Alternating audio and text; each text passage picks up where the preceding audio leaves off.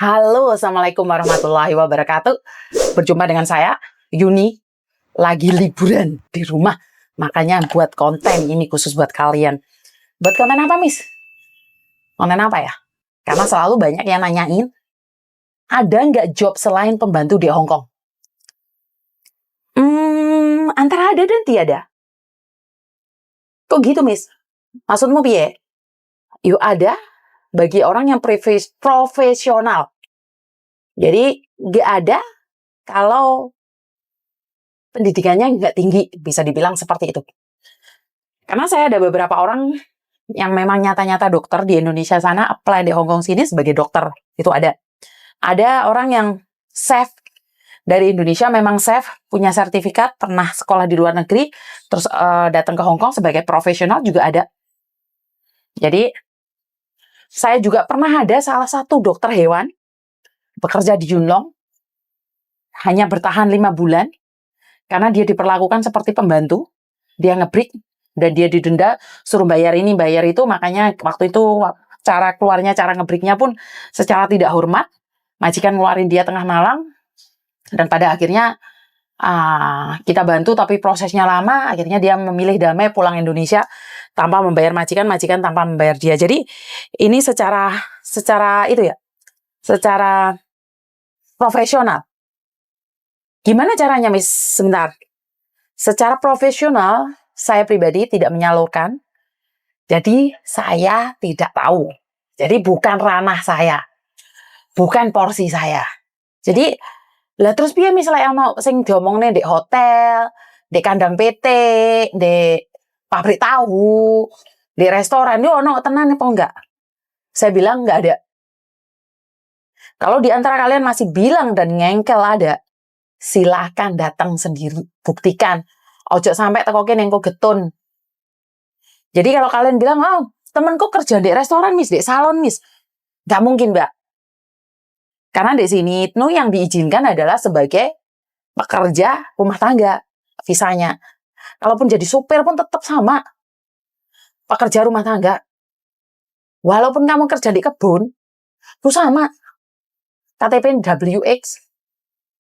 Jadi kalau WX apa? Pekerja luar negeri yang memiliki kontrak. Dan waktu saya kerja di restoran, karena restoran saya adalah restoran Italia, mereka itu membutuhkan beberapa profesional yang dari Italia sana. Apply-nya mudah nggak, Miss? Mudah. Mereka itu kalau dari Italia, Kanada, Prancis, apply visanya mudah. Kok mudah, Miss? Nggak ngerti aku.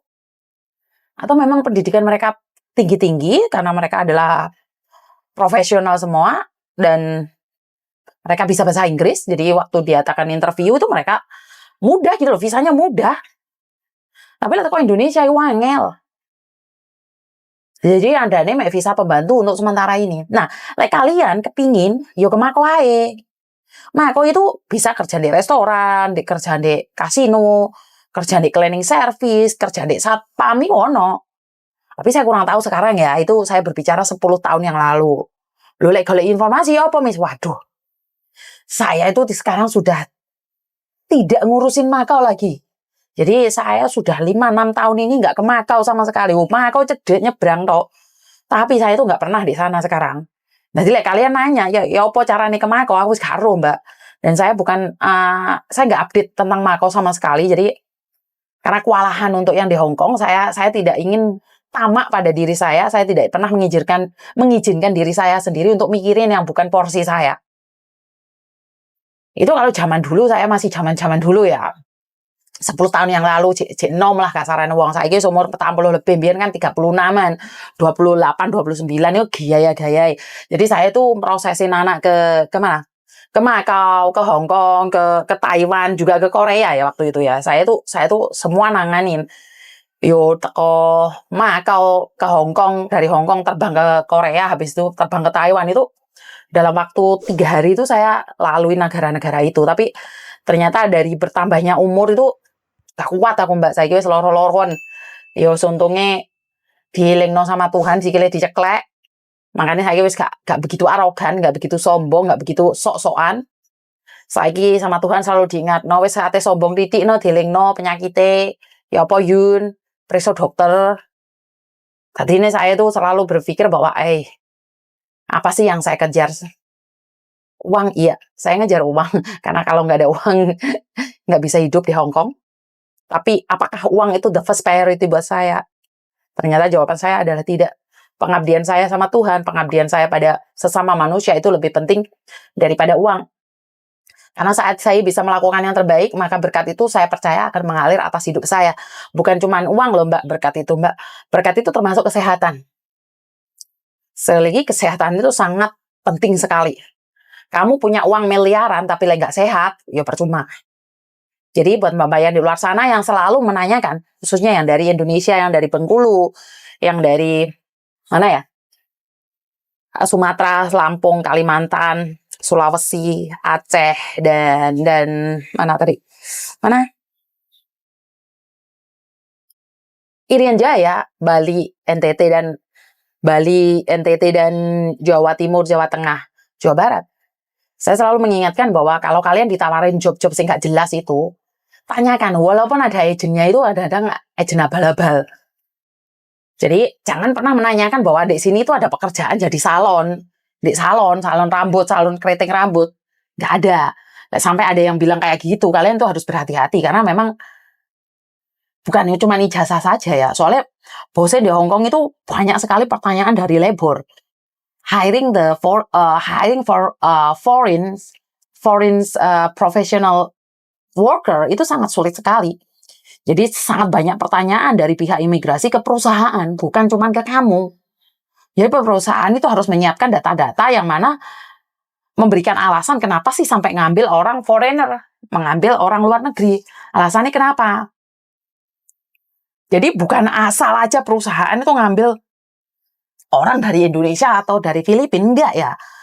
Harus ada alasan, karena perusahaan saya dulu itu pernah mau hiring seseorang dari Filipina. Dulu dia adalah mantan TKW dan dia itu pinter banget.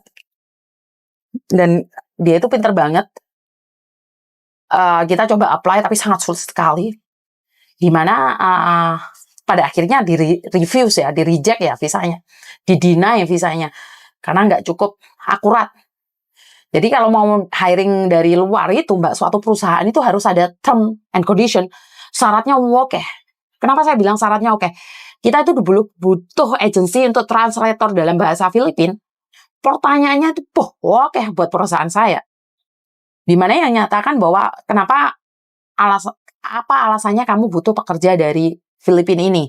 Kenapa harus dia? Sementara di Hong Kong sini masih banyak orang-orang Filipina yang punya KTP Hong Kong, dan syaratnya adalah harus menyebarkan di surat kabar yang membutuhkan staff untuk perusahaan kita di labor situ, kita labelin ke labor butuh staff Filipina. Jadi kalau selama setengah tahun nggak ada yang apply di perusahaan kita, baru labor itu mengizinkan. Dan ternyata dalam waktu 3 bulan itu ada yang apply, walaupun pada akhirnya nggak cocok. Jadi labor akan mempertanyakan kenapa nggak cocok. Jadi banyak sekali yang ditanyakan, nggak semudah orang pikirkan bahwa hiring orang itu dengan mudah. Makanya kalau kalian bilang di laundry sing jogo ayam, kayak kandangnya ayam, kayak pabrik tahu, itu butuh kalian dengan iming-iming gaji seperti ini, seperti itu, dan dengan membayar ini, membayar itu. Saya itu main guyu dewe, Mbak. Karena pada kenyataannya perusahaan saya itu pernah mencoba apply foreign worker. Jadi bukan foreign domestic helper, foreign worker.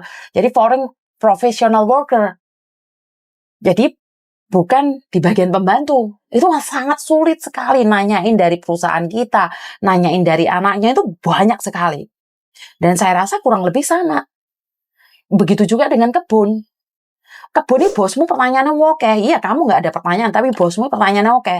Jadi kalian bilang ada yang datang ke Hong Kong ini dengan visa turis, aku mek iso guyu, Mbak. Aku jujur mek iso guyu tok, karena wis gak mungkin, jauh dari mungkin wis itu.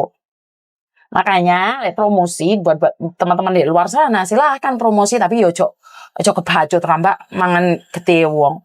Karena kamu tidak tahu bahwa mereka itu nggak dekno sawah, apa jual tanah, bapak ibu loro ditinggal demi keluar negeri. Ternyata menyampai sini mereka jadi kaburan gitu loh. Kan melas tuh. Dan buat kamu para cowok, dan buat kamu mbak-mbak yang punya cowok di Indonesia, ojo kegatelan di gorene, Mbak.